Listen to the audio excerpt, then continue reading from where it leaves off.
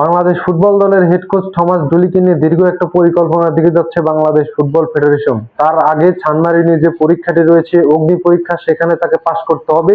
যদি সেখানে সে পাস করতে পারে তবেই তার টিকিট নিশ্চিত হবে। কিন্তু এখানে সানমারিনের বিপক্ষেই যে একটা চৌকস দল সাজাবে থমাস ডুলি, সে বিষয়ে কিন্তু সে নিশ্চিত করেছেন।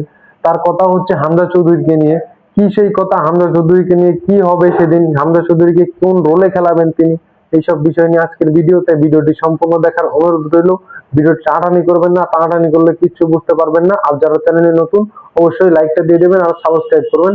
তো মূল বিষয়ে যা আদার, হামজা চৌধুরী লেস্টার সিটি তারকা বাংলাদেশ ফুটবলে যোগ দেওয়ার পরেই কিন্তু বাংলাদেশ ফুটবলে যে পরিমাণ হাইপ উঠেছে, এই হাইপ ওঠার কারণেই কিন্তু আজকে বিশ্বের নামি দামি সব কোচেরা কিন্তু বাংলাদেশ ফুটবলে কোচ হওয়ার, ফুটবলের কিন্তু নিয়েছে থমাস ডুলিকে।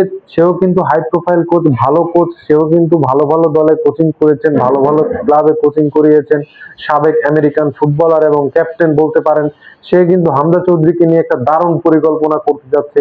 তার ফেভারিট পরিকল্পনাটি হচ্ছে 3-5-2। 3-5-2 ফরমেশনে কিন্তু দারুণ হয়ে থাকে তার ট্যাকটিক্স গুলো।